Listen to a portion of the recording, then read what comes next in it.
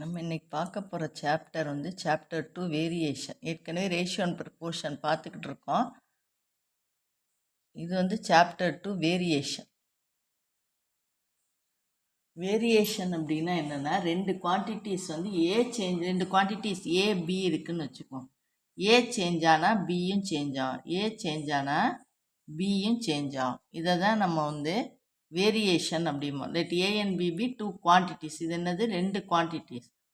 இதில் A change ஆனால் என்ன ஆயிரும்? பியும் சேஞ்ச் ஆகும். அப்போ அதுக்கு பேர் வேரியேஷன் பேர். Two quantities. இது எப்படி டெஃபனிஷன் எழுதணும்? டிஃபைன் வேரியேஷன் கேட்பாங்க. If two quantities A and B, இதுதான் டெஃபனிஷன், ஆர் ரிலேட்டட்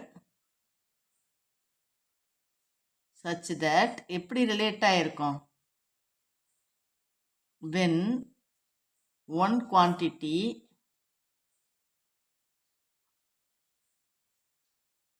changes, ஒரு குவான்டிட்டி சேஞ்ச் ஆகும்போது the other quantity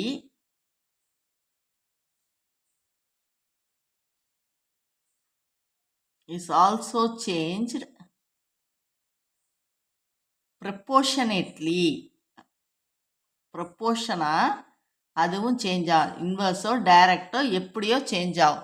if two quantities A and B are related such that when one quantity changes other quantities also change ப்ரொப்போர்ஷனலி. இதில் வந்து types of variation இருக்குது. அதில் first வந்து direct variation.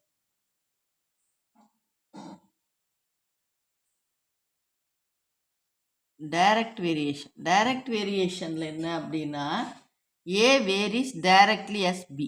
இதுதான் direct வேரியேஷனோட definition. A varies directly as B. அதாவது A increase ஆனால் B increase ஆகும், A டிக்ரீஸ் ஆனால் Bயும் டிக்ரீஸ் ஆகும். அதாவது A is proportional to B.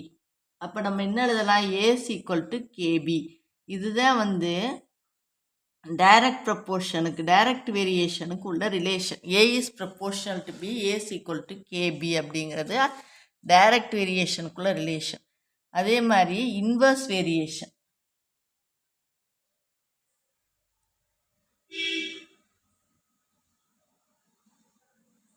Inverse variation என்ன அப்படின்னா, when A varies directly as the reciprocal of B.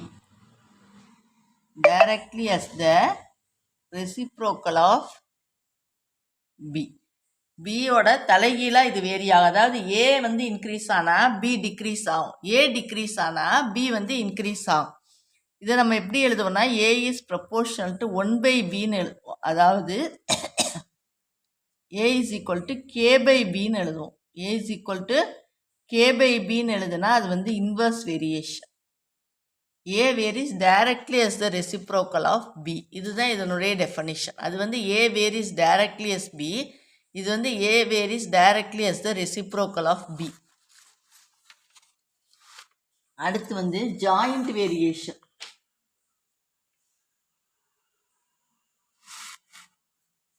மூணாவது வேரியேஷன் வந்து joint variation.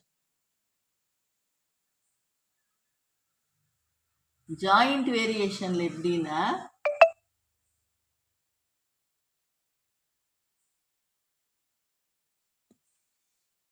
A varies directly, இதுவும் டைரக்ட்லின்னு சொல்லுவோம், as the product of other quantities. இதில் வந்து நிறைய குவான்டிட்டிஸ் இருக்குது. ஏபின்னு 2 மட்டும் இல்லாமல் ஏபிசிடின்னு 4 குவான்டிட்டிஸ் இருக்கும். அப்போ A varies directly as the product of other quantities. Other quantities for example BCD extra, இந்த மாதிரி எடுத்துக்கலாம். அப்போ A is proportional to BCD. BC எதுவோ எத்தனை இருக்கோ அதனுடைய ப்ராடக்ட், அவ்வளோதான். அப்போ நம்ம என்ன எழுதுவோம்? A is equal to K into BCD. Direct variation மாதிரி தான். ஆனால் டைரக்ட் வேரியேஷனில் இந்த பக்கம் வந்து ஒரே ஒரு ப்ராடக்ட் இருக்கும். இதில் ஜாயிண்ட் வேரியேஷனில் நிறையா ப்ராடக்ட் இருக்கு. இப்போ டைரக்ட் இன்வர்ஸ் வேரியேஷன் சேர்ந்தது, காம்பினேஷன். டைரக்ட் இன்வர்ஸ் வேரியேஷன் பேர் இதுக்கு.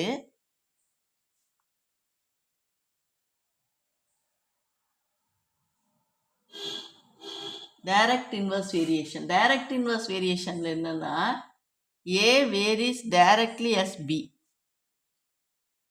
A varies directly as B and A varies inversely as C. Inverse direct inverse variation. X varies directly as B. A varies directly as the reciprocal of B ன்னு சொல்கிறோம்ல, இதை இன்னொரு வகையில் பண்ணோம்னா A varies inversely as B ன்னு சொல்லலாம். Inversely SP அப்படின்னு சொல்லலாம் இதனுடைய டெஃபனிஷனை. டைரக்ட் வேரியேஷனுக்கு டைரக்ட்லியும் இன்வர்ஸ் வேரியேஷனுக்கு இன்வர்ஸ்லின்னு சொல்லிக்கலாம். A varies inversely as B. அது மாதிரி தான் இங்கே A varies directly as B and A varies inversely as C. அப்போ என்ன அர்த்தம்? A is proportional to B by C. டைரக்டாக உள்ளது மேலே வரும், இன்வர்ஸாக உள்ளது கீழே வரும். A is proportional to B by C. அப்போ A is equal to K into B by C. இது வந்து டைரக்ட் இன்வர்ஸ் வேரியேஷனுக்கு உள்ள ரிலேஷன். இந்த 4 வேரியேஷனுக்கு உள்ள ரிலேஷனை படித்தாதான் நம்ம மேற்கொண்டு ப்ராப்ளம்ஸ் போட முடியும். இப்போ ஃபர்ஸ்ட் ப்ராப்ளம் வரேன் பாருங்க. X varies as Y.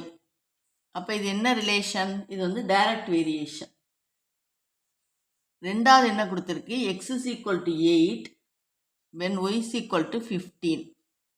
அடுத்து find x when y is equal to 10. முதல்ல என்ன கொடுத்துருக்கு? x varies as y. அடுத்து x is equal to 8 when y is equal to 15. find x when y is equal to 10. அதாவது முதல்ல கொடுத்துருக்கிறது x is proportional to y. இதுதான் கொடுத்துருக்கு direct variation. அப்போ நம்ம என்ன எழுதுவோம்? x is equal to kyன்னு எழுதுவோம். அடுத்து ரெண்டாவது இதுக்கு வாங்க. x is equal to 8ன்னு கொடுத்துருக்கா. 8 is equal to k into 15. அப்போ k எவ்வளவு? 8/15. இந்த k தெரிஞ்ச பிறகு அதை கொண்டாந்து இந்த ஈக்குவேஷனில் திரும்ப சப்ஸ்டியூட் பண்ணணும். நம்மளுடைய ரிலேஷன் என்ன? X is equal to KY. இப்போ எக்ஸ் தெரியாத மாதிரி வச்சுக்கிட்டு கே தெரிஞ்சது கண்டுபிடிச்சாலும் அதை கொண்டாந்து சப்ஸ்டியூட் பண்ணி ஒய் 10. இது வந்து ஃபஸ்ட்டு ரிலேஷன் ஃபார்ம் பண்ணணும். அடுத்து இது வந்து ஃபஸ்ட்டு ஸ்டேட்மெண்ட்டை வச்சு போடணும். இது வந்து செகண்ட் ஸ்டேட்மெண்ட்டை வச்சு போடணும். ஃபஸ்ட்டு ஸ்டேட்மெண்ட் எக்ஸும் தெரியும் ஒய்யும் தெரியும். 8 is equal to K into 15. K வந்து 8/15. ரெண்டாவது ஸ்டேட்மெண்ட் இருக்குது பார்த்தீங்களா? இதுதான் ஃபஸ்ட்டு, இது ரெண்டாவது. இந்த ரெண்டாவதுல எக்ஸு தெரியாது, ஆனால் கே தெரியும் பார்த்தீங்களா? இதை கண்டுபிடிச்சிருக்கோம். 8/15 இன்ட்டு 10ன்னு அதை வச்சுக்கணும். அப்போ இதிலேருந்து I2 10, I3 15, 16/3. எக்ஸ் எவ்வளவு? 16/3. ஒய் 10ங்கும்போது எக்ஸோட வேல்யூ என்னது? 16/3. அதாவது when y is equal to 10, எக்ஸோட வேல்யூ என்ன? 16/3. இதுதான் நம்ம கேட்டிருக்கு. அப்போ எக்ஸு முதல்ல எக்ஸும் ஒய்யும் கொடுத்துருக்காங்க பார்த்தீங்களா? இதை பயன்படுத்தி கே என்னன்னு கண்டுபிடிக்கணும். அந்த கேயையும் ஒய்யையும் பயன்படுத்தி எக்ஸ் என்னன்னு கண்டுபிடிக்கணும். எக்ஸையும் ஒய்யையும் பயன்படுத்தி கே என்னன்னு கண்டுபிடிக்கணும். கேயையும் ஒய்யையும் பயன்படுத்தி எக்ஸ் என்னன்னு கண்டுபிடிக்கணும். அதே மாதிரி இன்னொரு ப்ராப்ளம் போடுறேன் பாருங்க. y varies directly as x. y varies directly as x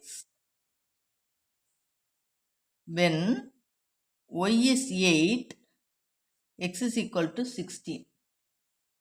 find the constant of variation. இங்கே வந்து உங்களுக்கு என்ன கேட்டிருக்குன்னா கே மட்டும்தான் கேட்டிருக்கேன். அந்த கேக்கு என்ன பேருனா கான்ஸ்டன்ட் ஆஃப் வேரியேஷன். இந்த ஃபஸ்ட்டு ரேஷியோ அண்ட் ப்ரொப்போர்ஷன்லேயே சொல்லியிருக்கேன். கேனா கான்ஸ்டன்ட் ஆஃப் ப்ரொப்போர்ஷனாலிட்டி. அந்த கே தான் இப்போ கேட்டிருக்கு. அதாவது y varies directly xx. அப்போ y is proportional to xன்னு கொடுத்துருக்கு. அதாவது y is equal to kxன்னு கொடுத்துருக்கு. y எவ்வளவா? 8, k x எவ்வளவா? 16.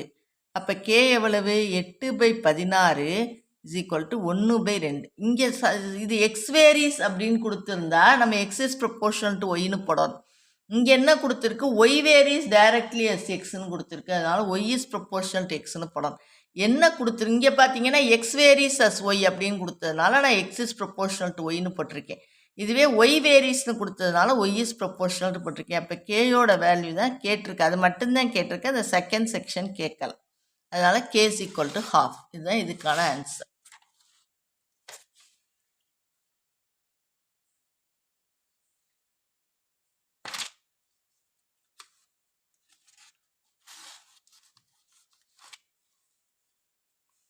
அடுத்த ப்ராப்ளம் பாருங்க. X varies inversely as y. X varies inversely as y. X is equal to 3 when y is equal to 10. Find x when y is equal to 6. இப்போ inverse variation கொடுத்துருக்கு. அதாவது X varies inversely as Y அப்படின்னு சொல்லையிலே நமக்கு இது எழுத தெரியும். X is proportional to 1/y. அப்போ X is equal to k/y. இப்போ ஃபஸ்ட்டு வந்து எக்ஸ் என்ன கொடுத்துருக்கு, 3 is equal to k/10. X ஒய்யும் தெரிஞ்ச மாதிரி வச்சுக்கணும், கே தெரியாது. அப்போ கே இஸ் ஈக்குவல் டு இது ரெண்டும் என்ன எனக்கு கிராஸ் மல்டிப்ளை ஆகி 3 × 10 கே இஸ் ஈக்குவல் டு 30ன்னு கிடச்சிரும். இந்த 30 பயன்படுத்தி நம்ம ரெண்டாவது போட போகிறேன் பாருங்க. இந்த எக்ஸ் இஸ் ஈக்குவல் டு k/yலேயே எக்ஸ் தெரியாது, கே 30 ஒய் 6. இந்த கேயை இங்கே தெரிஞ்ச மாதிரி வச்சுக்கணும், எக்ஸை தெரியாது. X is equal to 30/6. அப்போ எக்ஸ் இஸ் ஈக்குவல் டு 5 தான் கேட்டுருக்கு. அப்போ கே 30, இந்த கே 30 கொண்டாந்து இதில் சப்ஸ்டியூட் பண்ணிவிட்டு எக்ஸை தெரியாத மாதிரி வச்சு ஒய் கொடுத்துருக்கு 6ன்னு. அப்போ எக்ஸோட வேல்யூ என்ன, 5. இவ்வளோதான் இந்த சம்.